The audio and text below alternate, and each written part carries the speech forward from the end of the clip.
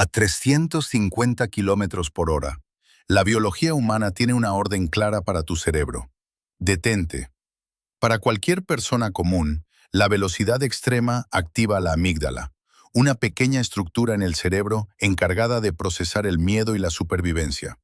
Cuando te acercas a un muro a esa velocidad, tu cuerpo se inunda de cortisol y adrenalina, tus manos tiemblan y tu instinto te obliga a pisar el freno.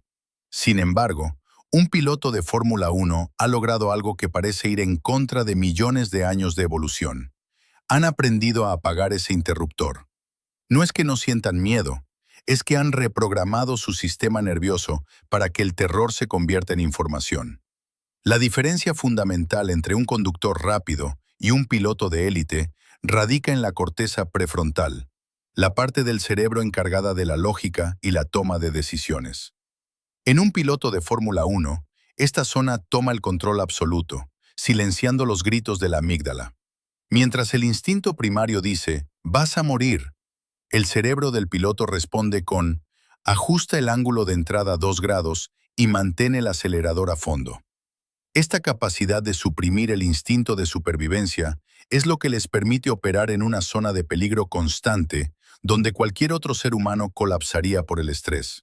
Es una guerra interna entre la evolución y la voluntad, y en la Fórmula 1, la voluntad siempre gana por una milésima de segundo.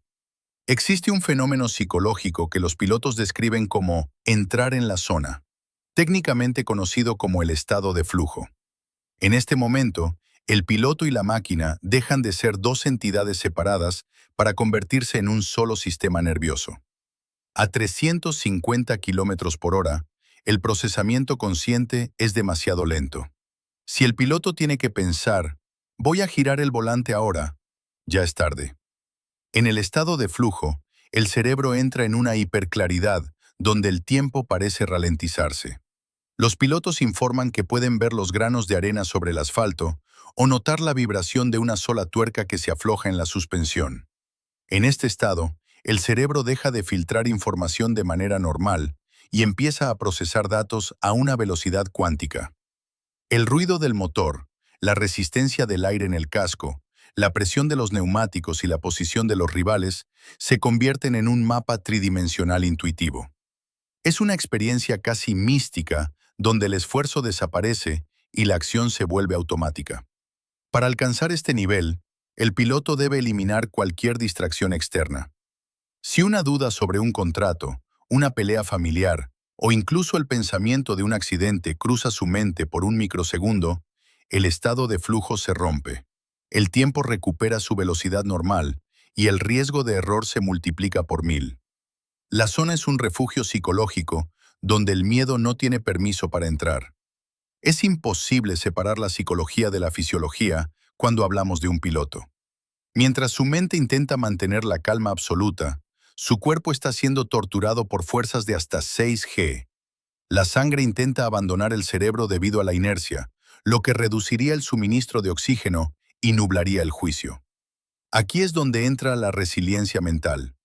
El piloto debe realizar cálculos matemáticos complejos, gestionar mapas de motor y escuchar las órdenes por radio mientras su corazón late a 190 pulsaciones por minuto.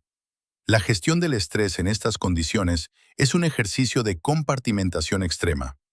Los pilotos se entrenan para mantener una mente fría, incluso cuando están envueltos en un cockpit a 50 grados centígrados, empapados en sudor y con los músculos del cuello al borde del colapso. Si un piloto se deja llevar por la ira o la frustración después de un adelantamiento agresivo, su ritmo cardíaco se dispara aún más, su respiración se vuelve errática y su precisión desaparece. Los campeones son aquellos que, incluso en medio del caos de una salida o una lluvia torrencial, mantienen una voz calmada por la radio. Han aprendido que el control del coche empieza por el control de su propio pulso. La calma no es una opción, es una herramienta técnica tan importante como el alerón delantero. Todo piloto de Fórmula 1 sabe que cada vez que se ajusta el cinturón de seguridad, existe una posibilidad estadística de no volver a bajar del coche. ¿Cómo gestionas eso psicológicamente? La mayoría utiliza un mecanismo de defensa llamado negación adaptativa. No es que ignoren el peligro, es que lo aceptan como un ruido de fondo que no pueden controlar. Sin embargo, cuando ocurre un accidente grave, como el de Romain Grosjean en 2020, o la pérdida de un compañero, ese muro psicológico se agrieta. La diferencia entre un piloto promedio y un campeón es cómo reparan esa grieta. Tras un accidente fuerte, el cerebro crea una asociación traumática con la velocidad. El reto psicológico es volver a subir al coche y pisar el acelerador a fondo en la misma curva donde casi pierdes la vida. Esto requiere una forma de resiliencia cognitiva que muy pocos humanos poseen. Deben ser capaces de analizar el accidente de manera puramente técnica, eliminando la carga emocional. Si permites que el miedo al dolor o a la muerte se siente contigo en el cockpit, has perdido la carrera antes de empezar. Un campeón es capaz de mirar al fantasma de la muerte a los ojos, reconocer su presencia y, acto seguido, ignorarlo por completo para centrarse en el ápice de la siguiente curva. ¿Qué separa a un Max Verstappen, un Michael Schumacher o un Ayrton Senna del resto de la parrilla? No es solo el talento, es una estructura psicológica específica conocida como la mentalidad del depredador. Estos pilotos poseen una confianza en sí mismos que roza lo patológico. En su mente, no existe la posibilidad de que otro humano sea más rápido que ellos. Esta arrogancia deportiva es necesaria para realizar maniobras de adelantamiento donde el margen de error es de milímetros. Si dudas por una fracción de segundo sobre si hay espacio suficiente, el espacio desaparece. Esta mentalidad también implica una falta total de empatía durante la competición. Fuera del coche pueden ser personas encantadoras, pero dentro, el rival no es un amigo ni un colega, es un obstáculo que debe ser superado.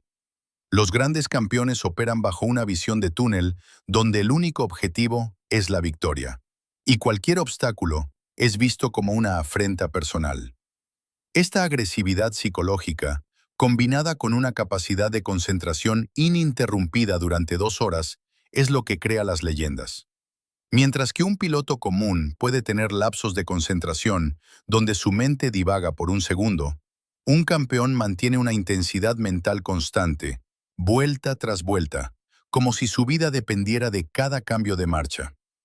La psicología del piloto no termina cuando se apaga el motor.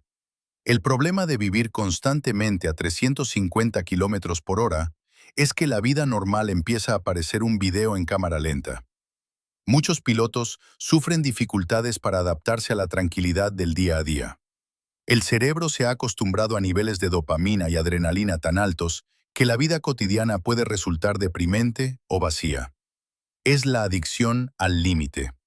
Esta estructura mental es lo que explica por qué muchos campeones se retiran y vuelven a la competición poco después, o por qué buscan deportes de riesgo extremo en su tiempo libre.